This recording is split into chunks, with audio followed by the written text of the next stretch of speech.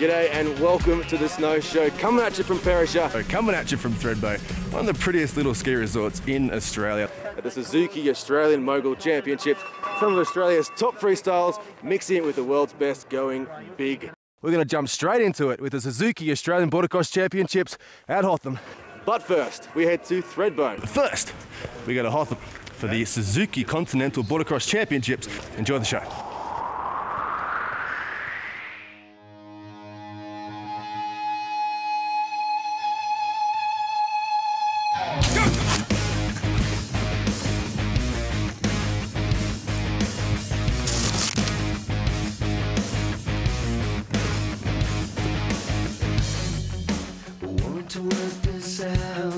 You know, the last 2 days have been big days of competition. We've had plenty of different nationalities down here and lots of competition. And at Hotham, the Australian, who's currently ranked number 2 in the world, dominated on both days. Coming up next, we got more Snow Show.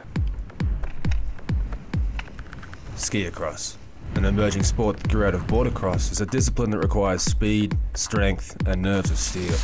When some of the world's best came to Hotham for the Suzuki Australian Championships, we were there to catch the thrills and spills as a world-class field battled it out. Katia did Australia proud, taking out first place on day 1, and on day 2 it was the Russian Yulia Levinskaya taking out the win, with Katia coming in second. Katia, congratulations, number 1, number 2 in today's races. Yeah, I'm pretty happy. You know, it's good to blow off the cobwebs and start racing again. Australia was well represented with 3 Aussies, Scott Neller, Anton Grimace and Luke Laidlaw.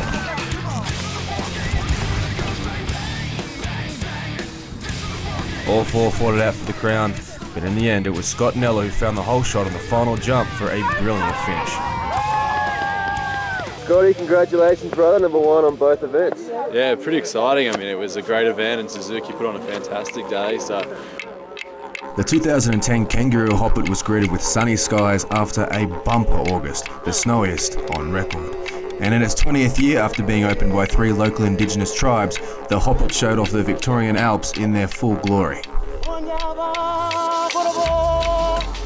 More than 1,000 competitors entered the race, with 5 front runners quickly separating themselves from the pack coming out of the Sun Valley Loop. The first drink stop saw the front 5 charging hard leading up to the Paralyzer, a steep climb up to Heathy Spur.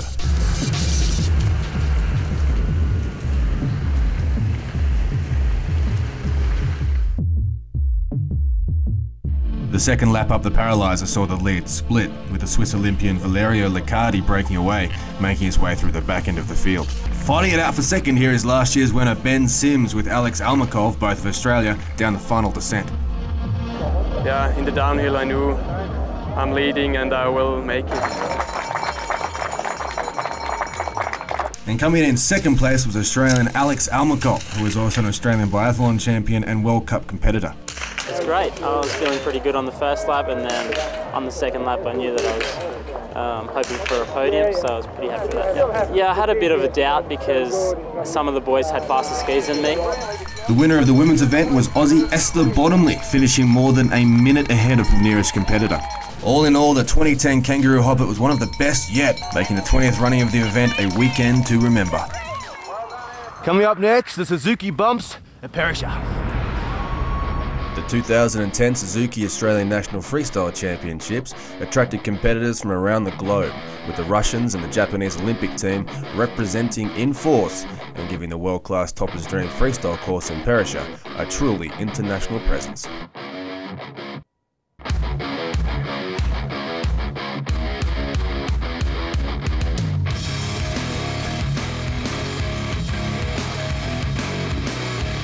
The event offered FIS points to competitors, meaning not only were bumpers vying for a podium finish, but also good results helped competitors' world rankings. Yugo Sakata, a Japanese Olympic member, ripping on the course with a clean 3 on the top jump.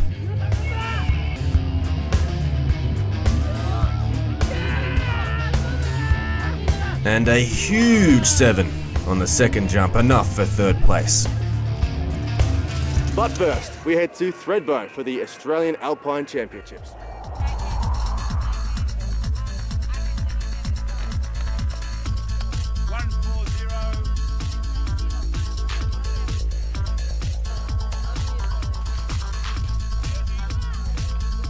Thredbo was jam-packed with skiers from around the globe for the Suzuki Giant Slalom National Championships.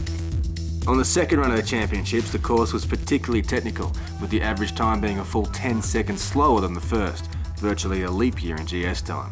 We spoke to Australia's John O'Brow, who came in 4th in the men's heat. Yeah, man, it was fun. I haven't skied GS gates for about 6 or 7 months, a few days in the last year and a half.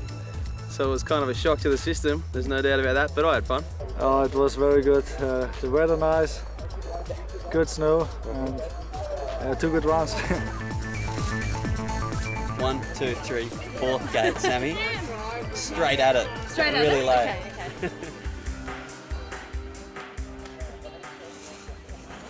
Okay. Well, that was our show. I hope you enjoyed it. We're just here at the finish line of the Suzuki Australian National Championships. We'll cover that in an episode to come. If you want to find out more about the resorts or the show in general, go to www.snow.tv. I'll see you next week.